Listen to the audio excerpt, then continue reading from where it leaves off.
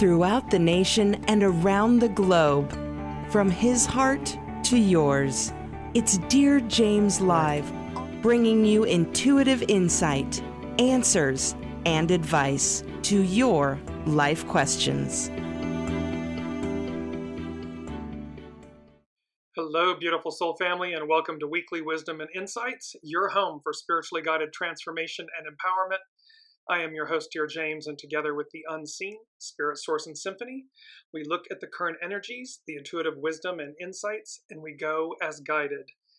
And par for the course, today's energies, this Leo full moon that has a fixed T-square in it, and at the apex of that T-square is Uranus, of course, the planet of the higher mind, but also expect the unexpected. So let's jump in and start rocking with these energies because there's a lot to cover. So main energies, it's February, so it's a 2-month. It's the receptive, the divine feminine, to reflect. It means look inside. 12 is standstill, release.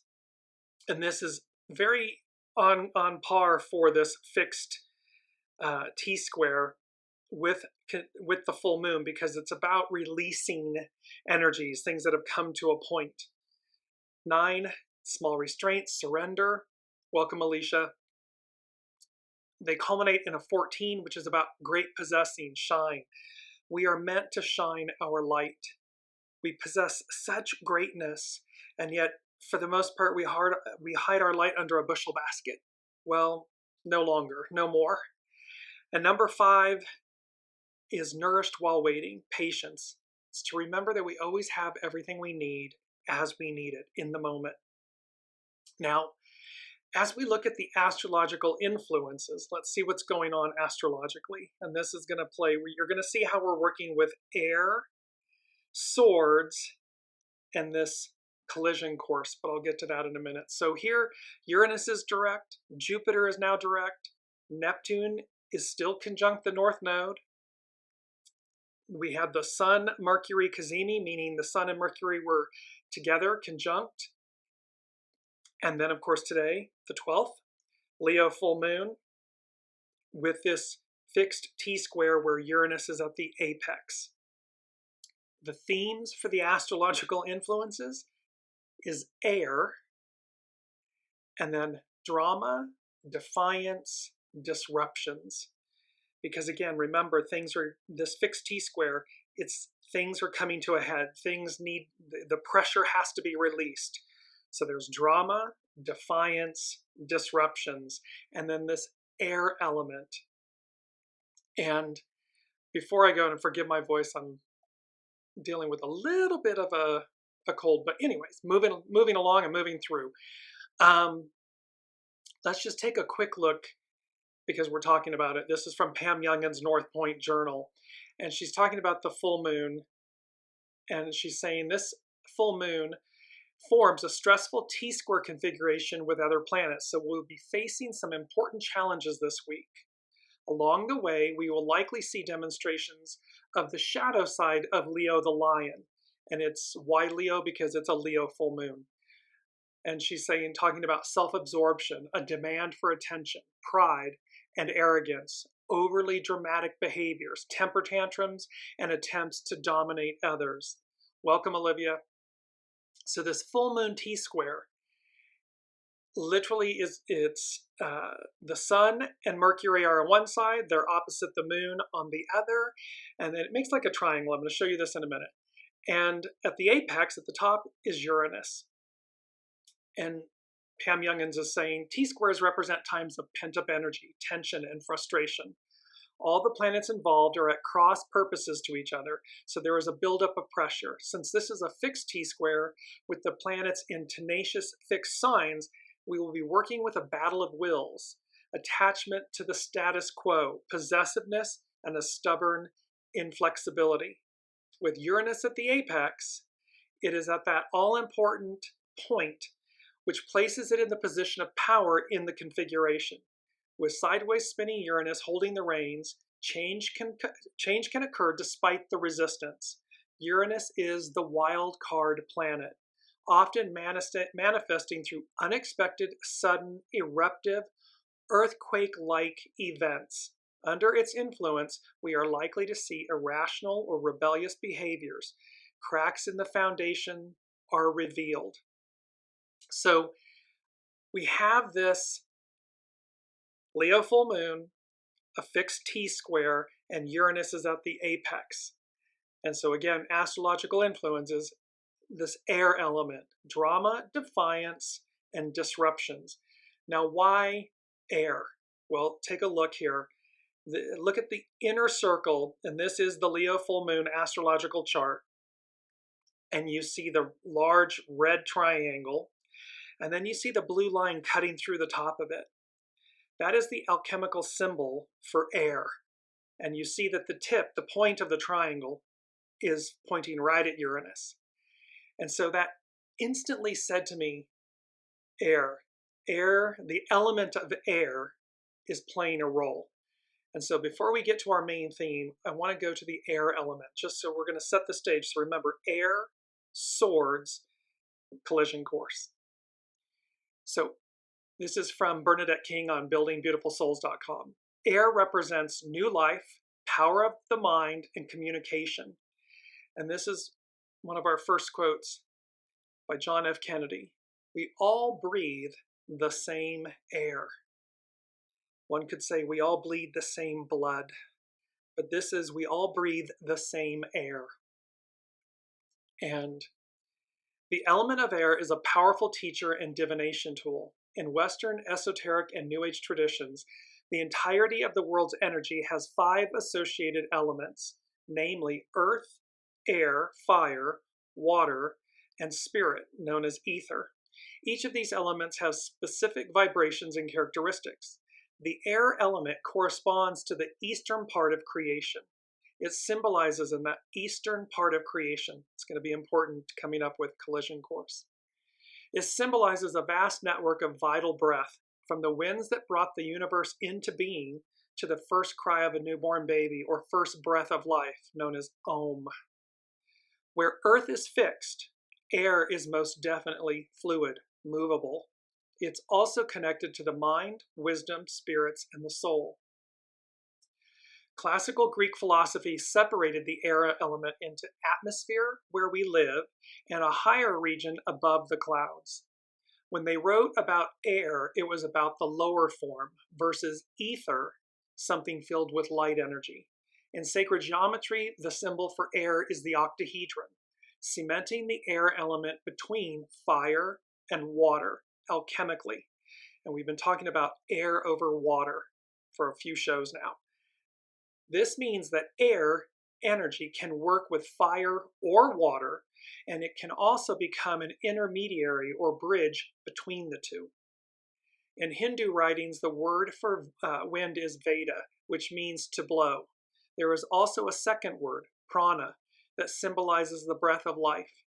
Prana is the Father God, and his breath is one of the 5 sacred elements in this religious tradition. The element of air is an excellent representation of spiritual faith. Air reminds us that there is much more to this world than what we can see, and teaches us that we must grow and change as the world does likewise. Air, and more specifically the wind, appears in a variety of divination systems.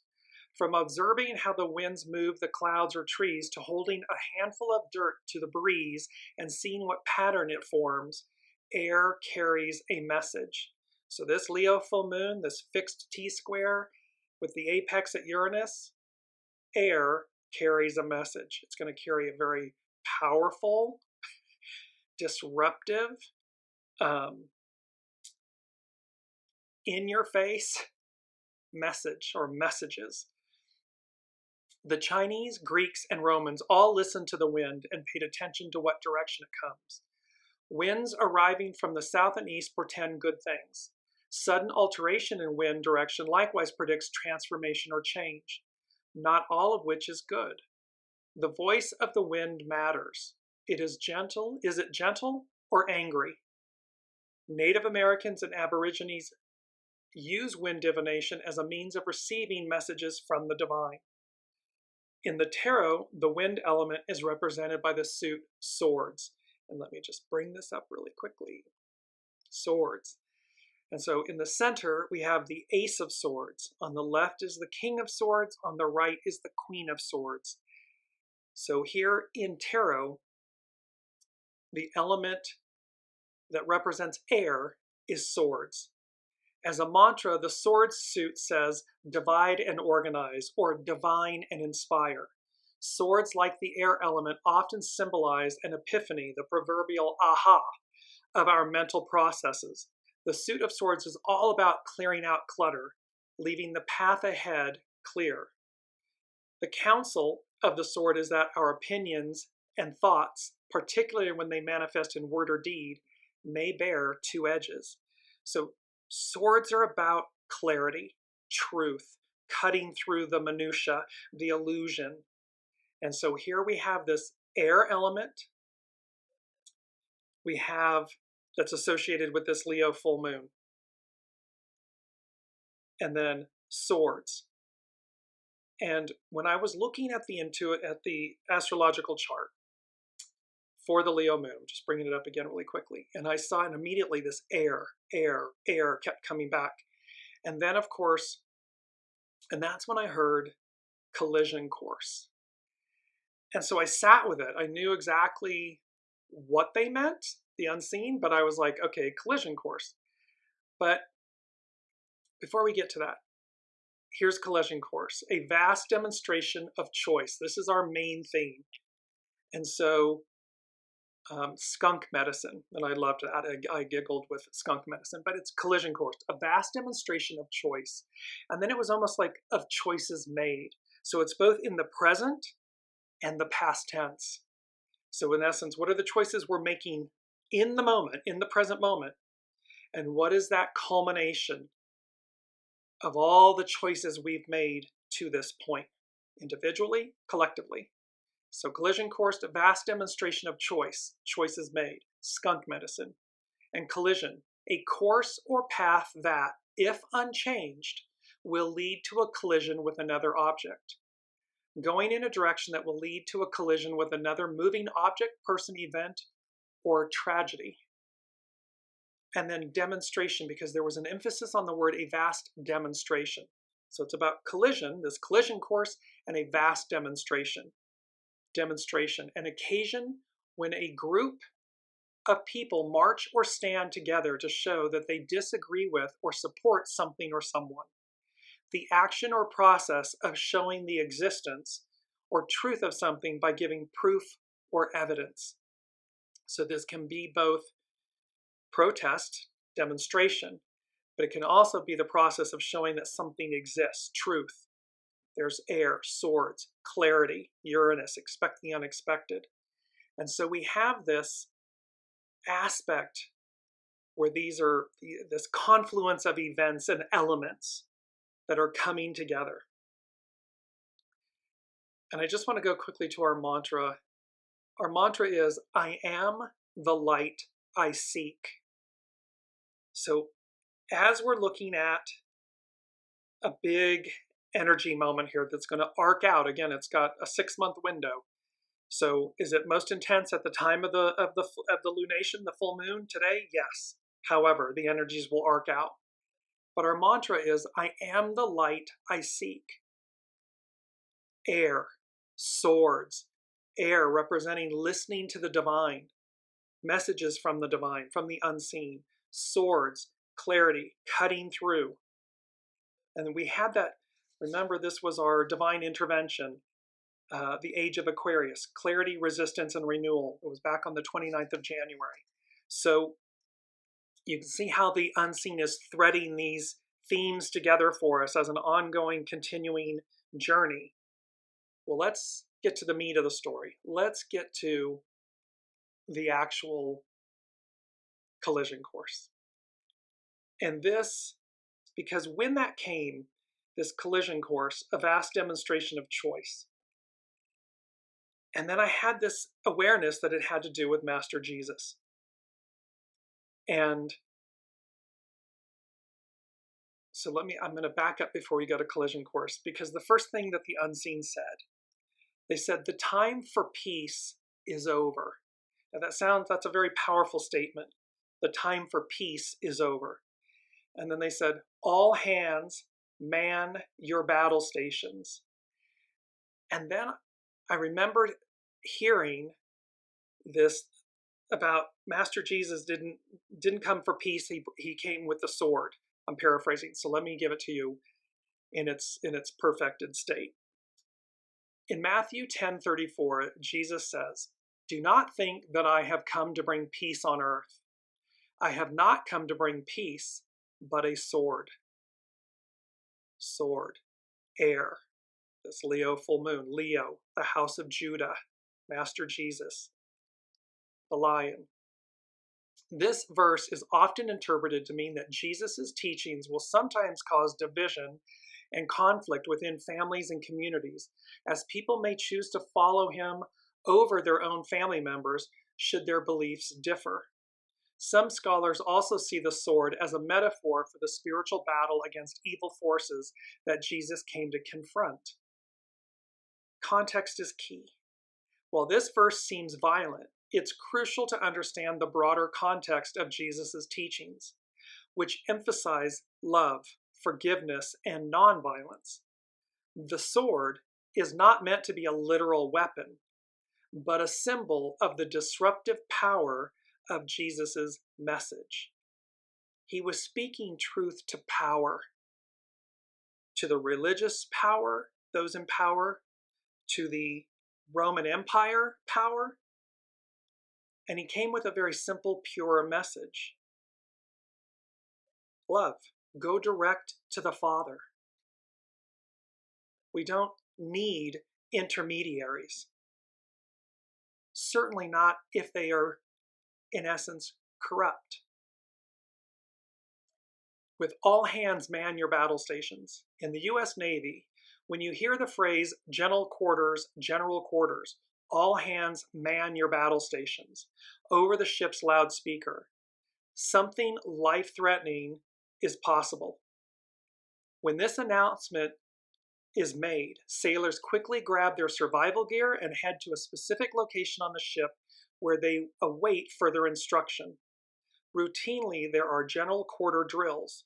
However, sometimes a catastrophic problem has to be managed or the ship is at risk of going down. The message is be prepared, be ready. So the unseen is saying to us, the time for peace is over. All hands man your battle stations. And then this Master Jesus saying, I have not come to bring peace, but a sword. The sword represents divine wisdom, messages from the divine, and it represents divine clarity, truth, purity, cutting through the minutia. So now let's connect these events, this Leo full moon, the fixed T-square with Uranus at the apex, with collision course. And this is an excerpt from a March 2007 article in ChristianCentury.org by Marcus J. Borg and John Dominic Crossan. What, according to Mark, the book of Mark, what, according to Mark, was Jesus' intention for that week in Jerusalem, which turned out to be his last one on earth? Jesus went to the capital city of his people to confront Roman imperial power and religious collaboration with it. He did so from out of the heart of Judaism and in the name of the kingdom of God as God's passion for this earth. We begin with Palm Sunday. 2 processions entered Jerusalem at the beginning of the week of Passover. This is 2,000-ish years ago. So 2 processions entered Jerusalem at the beginning of the week of Passover, a tinderbox time in the city, with the Jewish people celebrating divine deliverance from the past Egyptian empire while under the present Roman Empire. 2 very large and very lethal riots took place precisely at Passover in the generations before and after 30 CE. And so, at each Passover, the Roman governor, Pilate in the time of Jesus, rode up to Jerusalem from the imperial city Caesarea on the coast at the head of a cohort of imperial cavalry and troops to reinforce the Roman garrison in Jerusalem as a deterrent against and preparation for any possible trouble. So here they are, they're coming into the city at this time to reinforce their power, their control, the subjugation of the Israelites.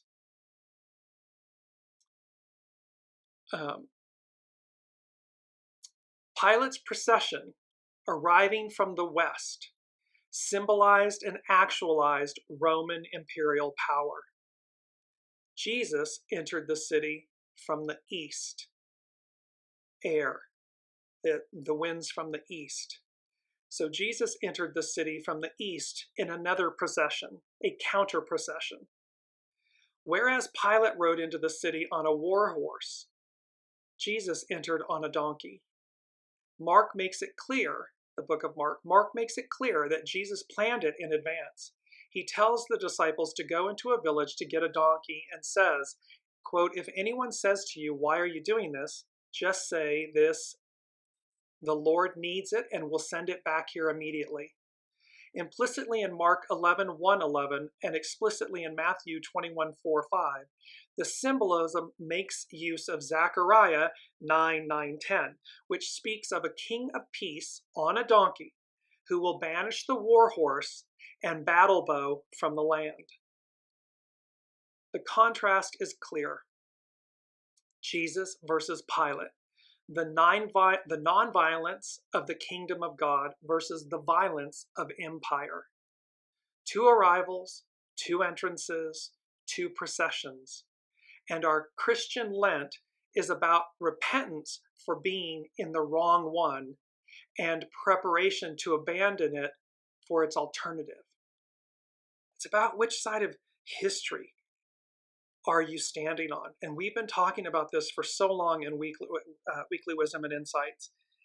You know, all the way back to the Great American Eclipse, we're drawing a line in the sand. You're being seen, you're being counted. What's at your center? And here it is about that Lent is about repentance for Christians and so forth. For Lent, Catholicism, it's about repentance for being in the wrong one, in the wrong procession, and preparation to abandon it for its alternative. So it's literally the unseen God versus empire. Manly creation, earthly creation. So on Monday, Jesus' demonstration against Roman imperial power and violence is matched by one against the temple authorities, their role in the imperial domination system. Since 6 CE, they had collaborated with Rome as the rulers of Judea, a collusion that submitted God's temple to Roman control. Once again, the demonstration is very deliberate. Sunday evening, Master Jesus, he had entered Jerusalem and went into the temple. And when he looked around at everything, as it was already late, he went out to Bethany with the 12 apostles. You do not conduct public demonstrations late in the evening when few people are present to see you or protect you. He waited until the next day to overturn the tables. This demonstration, like the first one, echoes the Jewish prophets.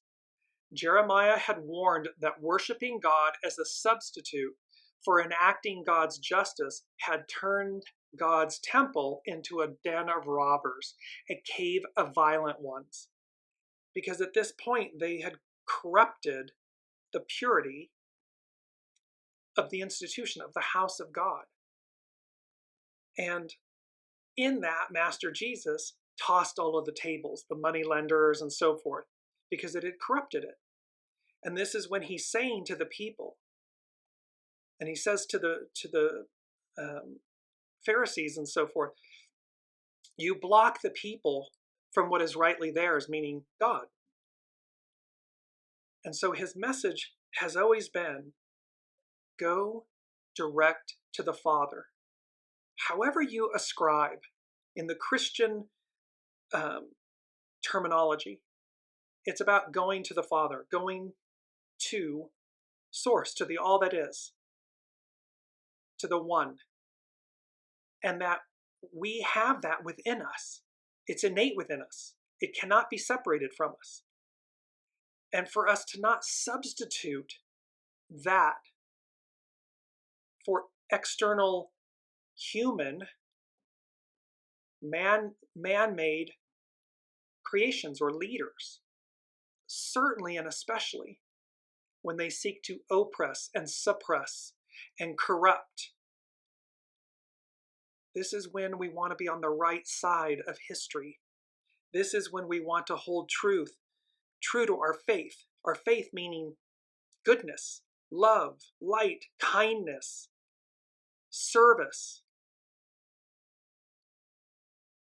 They go on to say, on Tuesday, the longest day of the week in Mark's account, Jesus is engaged in a series of conflict stories with the temple authorities and their representatives, ending with, quote, the little apocalypse in Mark 13, in which Jesus warns of the coming destruction of the temple.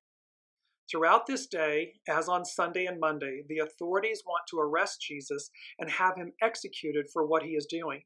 But he is safely protected by having the crowd on his side. This is about the masses.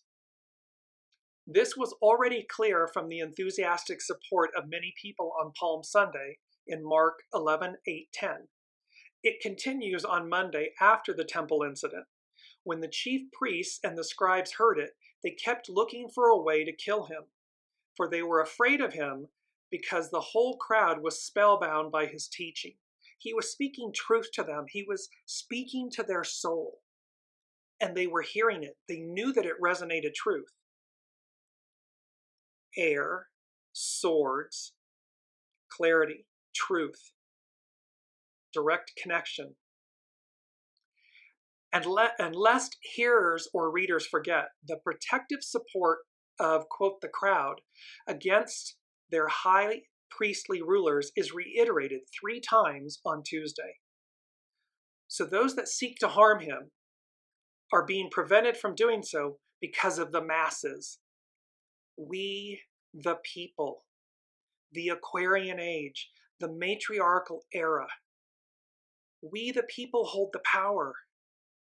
And when we are unified, those, quote, in power are prevented, are afraid. They're prevented from enacting or doing because the masses, there's more of us than them. So they were afraid of the crowd, for all regarded John as truly a prophet. When they realized that he had told this parable against them, they wanted to arrest him, but they feared the crowd. So they left him and went away. And the large crowd was listening to him with delight. On Wednesday, in Mark's story, the authorities give up. It was 2 days before the Passover and the festival of unleavened bread. The chief priests and the scribes were looking for a way to arrest Jesus by stealth and kill him, for they said, not during the festival, or there may be a riot among the people. After the festival, of course, Jesus would presumably return to Galilee. The protective pro-Jesus crowd works as he intended, and the risk of a riot among them is too dangerous for the anti-Jesus authorities to arrest him publicly. That is, within the narrative logic of Mark's story, why Judas is so necessary in 14:10-11. He goes to the authorities and offers to locate Jesus at night and apart from the crowd so that he can be captured quietly and dispatched speedily. On Thursday, Jesus shares a final meal with his followers. Judas leaves in the middle of it. Afterward, they go to the Garden of Gethsemane. Now, this is to remember as well that Jesus said to them, the 12 apostles at the Last Supper, I believe by nightfall, one of you will betray me. So he was aware of the fact this was going to happen. So Judas, the traitor, he's been portrayed as the traitor, leads the temple police to the garden, and there in the dark, Jesus is arrested. Then he is brought before the authorities for a speedy hearing and condemned to death. On Friday morning, as Jesus stands before Pilate, a second crowd appears in Mark's narrative. It is already quite clear in Mark that, quote, all the people, or the Jews, are not against Jesus. But what about the crowd on Friday in Mark 15:6-9? This is a crowd gathered in Pilate's courtyard, to which ordinary people, the crowd of the previous days, the masses, would not have had access. It would have been a small crowd of supporters of the authorities, perhaps a few dozen people. You see that those that are complicit, those that are effectuating and wanting to hold on to power, fearing for their power, their authority. And they're fearing it because Master Jesus is awakening the masses. He's inspiring them to hear God, source, the all that is, the unseen, your soul source connection.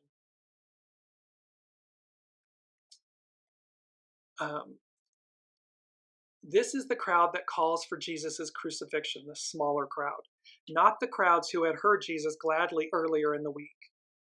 How does Mark's story end? Jesus is put to death by imperial power. Jesus is raised from death by divine power. The authorities said no to Jesus and his passion for the kingdom of God and killed him. But death was not the end. God vindicated Jesus and thus said no to the powers that killed him. God, therefore, is on a collision course with empire, as always and ever throughout the biblical tradition. 2,000 plus years later, we are at the end of the patriarchal Piscean era. We are at the beginning, the entrance to the Aquarian matriarchal era. And it's as true today as it was 2,000 years ago at the time of Master Jesus. God, therefore, is on a collision course with empire. Do we do what's right? Do we do what we know to be true and correct, good? Love thy neighbor as thyself. Love thy God above all other. Be a good human. Collaborate with others. Cooperate. And there's so much where I already hear this, oh, that's so idealistic and that's so happy hooey and all of this stuff. All because why? Choosing the lesser path, the path of evil, is easier. And yet it goes against who we are. It is our least angel, not our greatest angel. So they conclude this with, we ponder all of this very deeply during Lent, when liberals sadly and conservatives gladly proclaim our America not only as an empire, but as the new Roman Empire. And we also meditate about this. The Jewish historian Josephus's Jewish Antiquities summarizes the execution of Jesus by saying, quote, Pilate, upon hearing him accused by men of the highest standing amongst him, the Pharisees, the temple priests, had condemned him to be crucified. But Mark adds something else. In his account, it took a Roman governor named Pilate, an aristocratic high priest named Caiaphas, and a Christian traitor named Judas to effect Jesus' execution. There are many examples throughout history where it was not one person. It was all of those that supported that collaborated in darkness, evil. It was not just one. The moral of all of this, which is part of this article, is whoever wants to be first must be last of all and servant of all. So also, whoever wishes to become great among you must be your servant, and whoever wishes to be first among you must be slave of all. That is also how Paul understood dying and rising with Jesus, to live as a new creation within this aging world. See, it's about love and humility and service. Those in positions of power, whether it be industry, business, government, institutions, whoever wishes to become great among you must be your servant. They must serve the people. And whoever wishes to be first among you must be slave to all. Whoever wants to be first must be last of all and servant of all.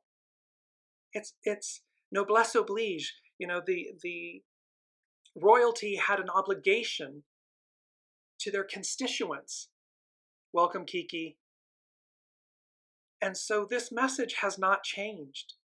The humility demonstrated by Master Jesus 2,000 years ago, and the arrogance of the empire and the institutions that, there's a word I'm looking for, it's the negative word, but in this collaboration. And we're seeing this on the world stage today. And yet, it's number 6 from the unseen. They said, everything is purposeful, even and especially the regretful. And then they said, it need not be this way. So this is a collision course, a vast demonstration of choice, of choices made. This is a culmination. Here's that Leo full moon, fixed T-square with Uranus at the apex, at the tip. Expect the unexpected. All of this challenge and pent-up energy and aggression, and where people are following blindly their shadow. This is a wake-up call. It's number 3 from the unseen. Tipping point. We're at a tipping point. And they said, a colossal wake-up call.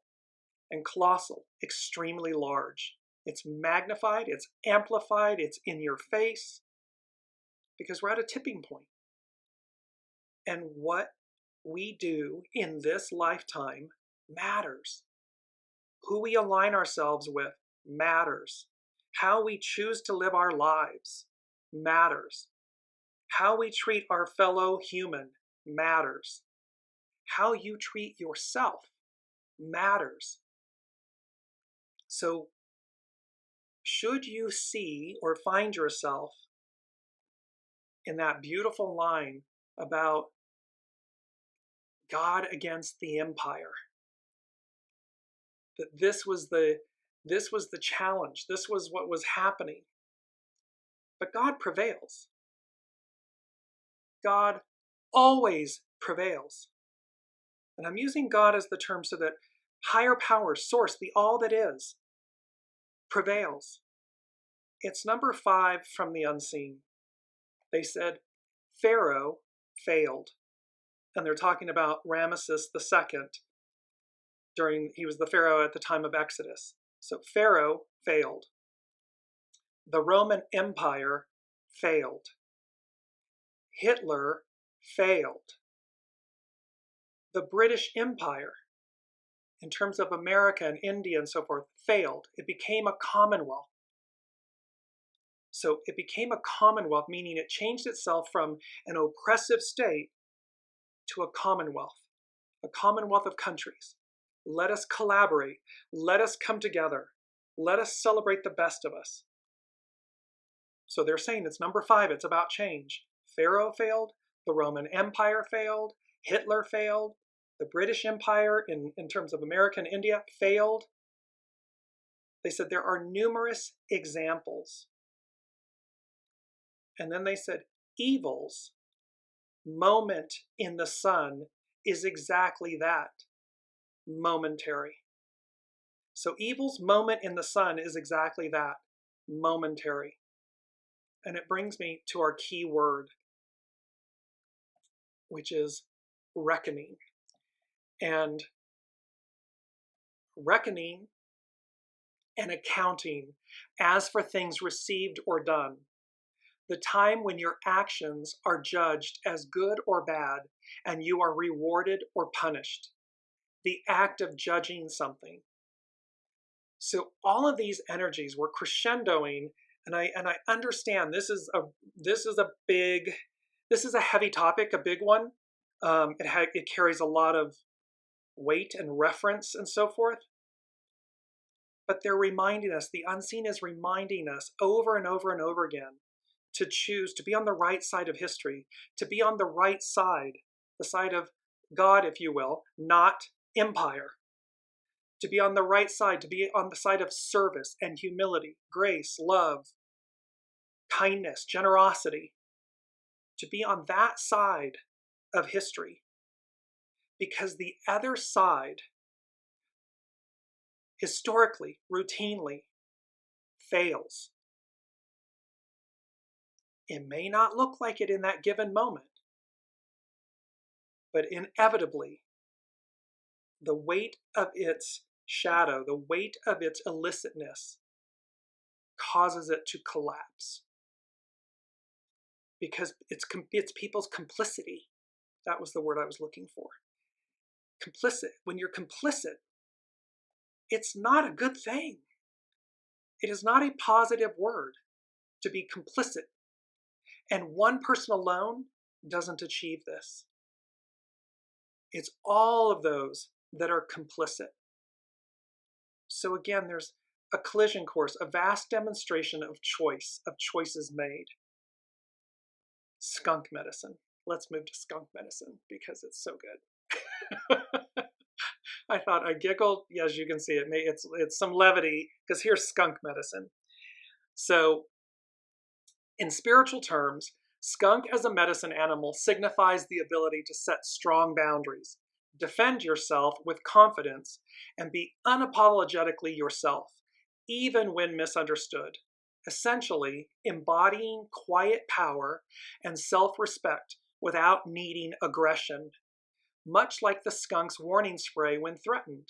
So see, skunk medicine is all about self-value, self-worth, being unapologetically yourself, having self-confidence, and being able to do so without aggression. We don't need to scream it. Leo the lion is the head of the pride. It's the king of the jungle. He doesn't have to roar. He just is. Now, he will when he needs to. The skunk will spray you when it needs to. But otherwise, it's a happy little creature going about its business. Skunks teach that true strength comes from knowing your own value and respecting your own boundaries, not from outward displays of aggression. By not trying to conform, a skunk encourages embracing your unique qualities and being true to who you are, even if it means others might not understand. Just as a skunk will warn before using its spray, this medicine can represent the importance of clearly communicating your needs and limits to others. Air, swords, clarity, truth, empowerment, soul source connection. It's about communicating. The skunk's spray is a powerful defense mechanism, mirroring the ability to stand up for yourself and protect your space when necessary. Despite having a potent defense, skunks are generally docile creatures, highlighting the power of inner strength without needing to be outwardly aggressive. See, it just is. I am. It just is. We are innately divine and powerful and empowered. All we need to do is be clear, state our truth, and do so in a way that's respectful. And should somebody infringe upon us, spray them. That's just as simple as it gets. Yes, Little Skunk has teachings to share with us as a Native American totem. This medicine or lesson to be learned from this little creature is reputation and respect. It is a message with a great deal of power. Now this continues and it comes from NativeAmericanTotems.com. Skunk is unlike other predatory animals in that it does not threaten your life, but your senses. If you were to observe skunk in the wild, you would notice it has a playfulness about it, with an attitude of, I dare you. This little creature commands that you respect its space by the sheer reputation of what it can do. It's silent empowerment. It's silent self-confidence. It just exudes it. People can see.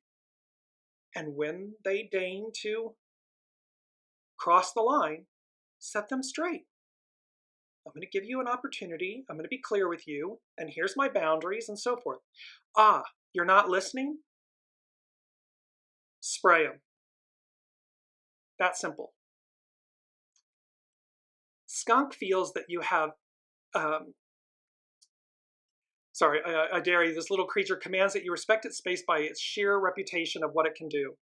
If it feels that you have stepped too far into his or her territory, you will wish that you had not invaded that space.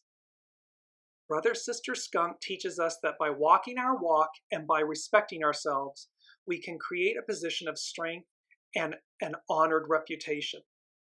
The way we carry our bodies relates to the people around us and what we believe about ourselves. When our sense of self is strong, there is no need to bully, torment, aggravate, or overpower the people around us. See, it's the weak parading. It's an illusion. Oh, I'm so powerful. And they're terrified. And they're certainly terrified of the masses. That's why all the bravado and all of the yelling and the screaming and the demeaning and all of this oppression and suppression, because they're terrified. They're weak. But we, the people, when we simply stand in our power, our truth, it speaks volumes. It says everything without saying a word. When our sense of self is strong, there is no need to bully, torment, aggravate, or overpower the people around us. Our self-esteem permeates our body's energy and is recognized by others on an extrasensory level. When we impart who we are without ego, respect follows. Because again, it's not the person, the greatest military person isn't the person that massacres and kills thousands or hundreds of thousands or millions of people. It's the one that doesn't shed a drop of blood and achieves results. There's collaboration, there's cooperation, there's intelligence and ingenuity. There's compromise, there's seeing so that the sacredness of life is not spilled, is not sacrificed. Our self-respect repels those who are not of like mind and attracts those who are walking the same pathway. Skunk uses its odor to attract its own kind and to repel those who choose to invade its space. The medicine or lesson of skunk is to learn how to handle our energy flows. This is about how we handle ourselves and what side of the line are we on, what's at our center, and then hold to it. Our body language or reputation is the personal medicine that others observe. The way we use our energy will attract either honor or disgrace. What we believe about ourselves can offer great protection when we walk tall and respect ourselves and others.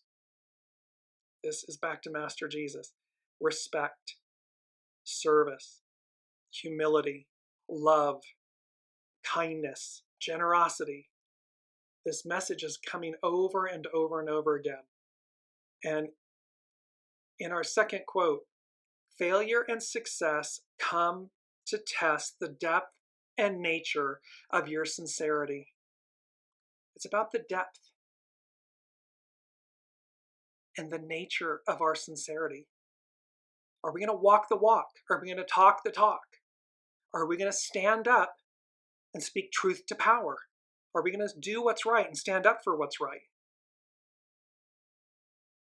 This is where Kiki is saying, well, people wake up and see they worship a false god. This is why. When you worship the empire, currency, whether it's the almighty dollar, or the almighty yen, or the almighty franc, or whatever it might be, or the almighty pound, when you worship something, when you don't realize that everything that is man-made has come from source. And when we fail, we talk about original intelligence versus artificial intelligence. People are clueless about original intelligence. Where does all of this creation, all of these advances, all of this amazing technology, all of these things, it comes from original intelligence, source. And yet, we ascribe, no, that's from me, I did it. Or no, they did it. Or no, artificial intelligence is going to be the way. It's going to know. It's artificial. It's in the name. It's not live or Memorex. It's not live. It's artificial. It's secondary. And so again, to Kiki's point, look at how when we worship in her, the false god or the wrong god, look what happens. And then all those that are complicit in it. And they do it all because what do they want? Wealth and control and power. For what?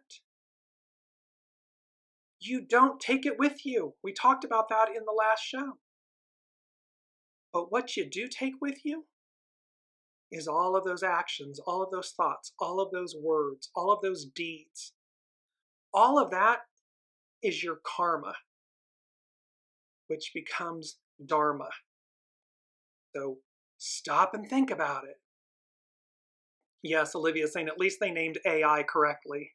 Yet they don't even see it because, again, here's this construct of somehow, the wealthiest people in the...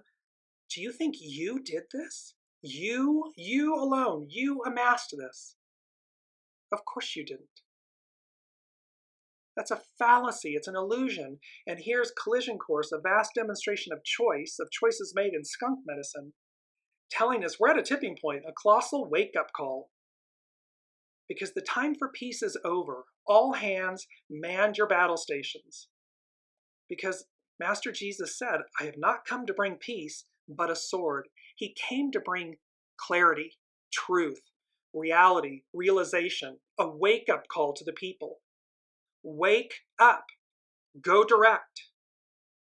And anyone that's in alignment with that, any institution, organization, religion that is in alignment with that, by all means, rejoice, celebrate, participate. However, if it's oppression, suppression, keeping you marginalized, keeping you down, keeping you restricted, blocking you, preventing you, it's not the right side of history to be on. That's empire, not God. So let's conclude with Astrology by Lauren. And actually I'm gonna do this, and then there's a couple Sabian symbols because you can't make them up if you tried. So this is Astrology by Lauren, and she says, magisterial, theatrical, and confident. This week's full moon in Leo is asking us to ride the storm of chaos and change. On January 30th, Uranus stations direct. As is the case every time Uranus stations direct, it is followed a few weeks later by a square to the sun. A square is a confrontational aspect. So we're talking about these squares. This is usually when the restlessness for change and churning creative ideas that were marinating during the retrograde phase are now ready to be unleashed. What makes this a little more volatile and erratic than usual is that this year the Sun-Uranus square is being magnified by the Leo full moon, the full moon in Leo. As a result, there's no telling what can emerge within the ambit of the full moon that follows its today on this Wednesday. Since last August with the full moon in Aquarius, we have had a series of full moons tied in with unpredictable Uranus. Uranus is all about change. Uranus is all about advance. It is about moving us forward. And so the most volatile of these were and are the fixed sign full moon in Aquarius on August 19th, that was of 2024, the full moon in Taurus, November 15th, of 2024, this week's full moon in Leo, and the upcoming full moon in Scorpio on May 12th, 2025. Full moons are often about culminations, revelations, seeing the consequences of actions made in the past, a vast demonstration of choices made in the past. So the unseen is giving us this awareness that it's about the choices we make, a vast demonstration of choice. What are we choosing? But also of choices made, the past. And here, Astrology by Lauren is talking about how these full moons are often about culminations, revelations, seeing the consequences of actions made in the past, actions, choices made in the past, and the final end of a matter. A close square to Uranus with this week's full moon can trigger conflict and be a catalyst for sudden life events and changes. She says, however, do not be alarmed. These Uranian lunations can also bring some much overdue and often welcome changes, even amid chaotic change. Change by its nature is divine and neutral. It's just how we experience it or how we perceive it, that we judge it positive or negative. But ultimately it's divine and neutral. What is so vexing with Uranus hard aspects are their unpredictability and unexpected outcomes. So with this, it's Uranus, expect the unexpected, and so this fixed T-square is going to release tension. Uranus abhors stagnation. If we are totally resonating with the whole Uranian vibe, then we will be the ones pushing for change, raising the fields, and seeding chaos in our wake. But if we are the types to languish in the comfort and predictability of the status quo, and we happen to get tagged by Uranus, that's that cosmic 2x4, that slam, it can leave an indelible mark. You'll only do it once. You'll only not listen once. Because when it knocks you down and rolls you up and spits you out, it's not pretty and it's not fun. And the entire time, you would have known to do something or not to do something, and you just didn't listen. You failed to do either of which of the two. So it leaves an indelible mark. This can feel like we have just been thrust out of the safety of our nest. We lost that job that seemed so secure. The landlord tosses us out the door. All our dreaded secrets are exposed. Yet what can be most surprising with Uranus is that even what may feel like catastrophic changes and events when Uranus comes to call can also open us up to new opportunities that we would not have previously considered. See, this is where the fear is. The patriarchal Piscean era, the rule, they're terrified. They have been in control for 2,000 plus years. And in essence, heaven forbid that a woman, a minority, a LGBTQ person, something other than themselves would have a seat at the table, would be their equal. That means I'm giving up power. That means I'm not in charge. That means I'm not dictating. But this is the end. This number 4 from the unseen, and it's number 4, it's foundational. They said, you've reached the end, ... Time for a new direction, a new pathway. So we're all individually and collectively, in our individual lives and collectively, we are being asked to look at, because we've reached the end. There is a new way, there's a new direction, there's a new era. And thus, if you're cleaving to the old, cleaving to a relationship, cleaving to, a job, cleaving to a way of life, a title, a label, an identity, if you're cleaving to it, Pharaoh failed, the Roman Empire failed, Hitler failed. There are numerous examples. This too will fail, this clinging to the old. It's going to fail, it will collapse. Why? Because it goes against God. It goes against the arc of destiny. It goes against what's before us.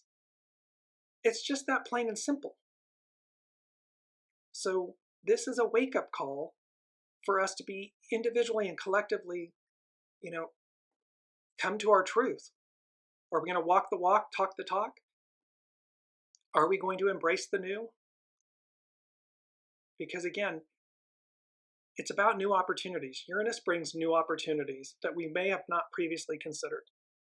Astrology by Lauren, she concludes, and so these full moons can also be catalysts from which great movements can emerge. Positively, Uranus weather brings us the willingness to take chances, to try new things and experiment with innovative ideas. Even if we don't personally go out to seek the things of Uranus, excitement, the freedom to embark on a new path, opportunities for creative expression and greater authenticity, it finds us. See, even if we don't go looking for it, it's going to find us. It's going to come. And again, you'll know, you'll hear it. You'll know to do something or not do something. And it's just to simply walk the walk, talk the talk, use skunk medicine, butterfly medicine. We've had a lot of these beautiful animal medicines, these animal medicine totems. They are so powerful. Illuminating and inspiring even unwelcome changes under the aegis of Uranus can bring a flash of sudden clarity and renewed motivation to make a new start. It's swords, it's air, it's clarity, it's truth, it's cutting through the illusions. Our emotions rise to the surface at the full moon, that is today, the 12th of February, 2025. So, although this moon could be very illuminating, it can be subject to impulsive actions and volatility. Therefore, wait until after the full moon to make any major decisions or have those important discussions. Uranian moons can bring out new information, and you will want to process all that before leaping in or jumping to conclusions. So in essence, sit with it. You're going to have the awareness, the knowings, or you've been knowing what to do. Allow it to sit there and then be ready to execute, ready to take action, or inaction as it may be, in the days following the full moon. Full moons are usually strongest as we approach them. Therefore, wait until after the full moon on Wednesday, the 12th of February, to make those major decisions. Start anything new or go in a new direction. So it's about waiting to make these changes and it happens. And then she concludes with this, the full moons of August 19th, 2024, November 15th, 2024, February 12th, 2025, and upcoming May 12th, 2025. With this series of Uranian full moons, rules are being broken or ignored. Plans are being disrupted. Sudden events change the landscape, and the status quo is becoming upended. However, there can also be opportunities to take a step forward even amid all the chaos. Our evolutionary growth as a humanity is riddled with growing pains right now, but which can also accompany extraordinary opportunities for growth and change. We are waking up. Wherever we see the signs, Taurus, Leo, Scorpio, or Aquarius in your natal charts, you're going to receive a jolt. So what Astrology by Lauren is speaking to so eloquently and powerfully, this is there's chaos, there's confusion, there's epic change. And to the unseen's point, everything is purposeful, even and especially the regretful, meaning there's a lot of things happening around the world that are incredibly regretful. It need not be this way. However, in the dismantling, in trying to dismantle governments and institutions and this way of life, because it's from an illicit manner, it's from a shadow aspect, it's from trying to retain patriarchal power. That will be, the weight of that will be its own undoing.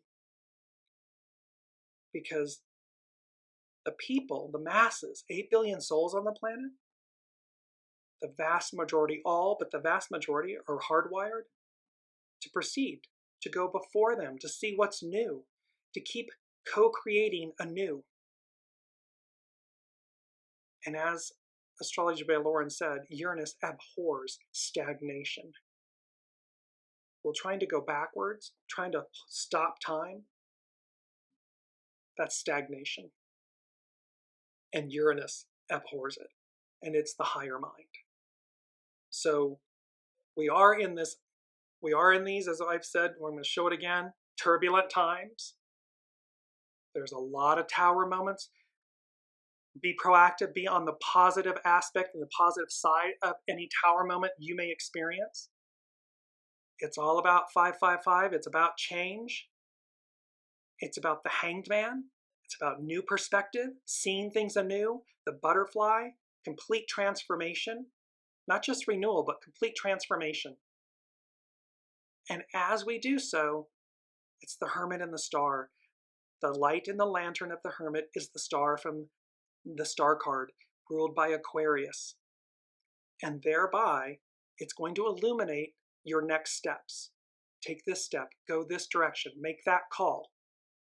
Do this, don't do that. Walk with the absolute, and skunk medicine, with all that self-confidence and ability. Walk like the Hermit, knowing that that star, the star of illumination, the Eastern Star, is the one that's guiding you forward, so that you're taking the steps and that you're on the right side of history, of time. You're on the right side. That's the bottom line. So there we are. Heavy, big show. Thank you for bearing with me. And as always, we will see what's coming up next week. Until then, be well, be kind, and be on the right side of history. Love you all. You've been listening to Dearjames Live. Gain intuitive insight, answers, and advice to your life questions, and so much more by tuning in next week and visiting Dearjames.com.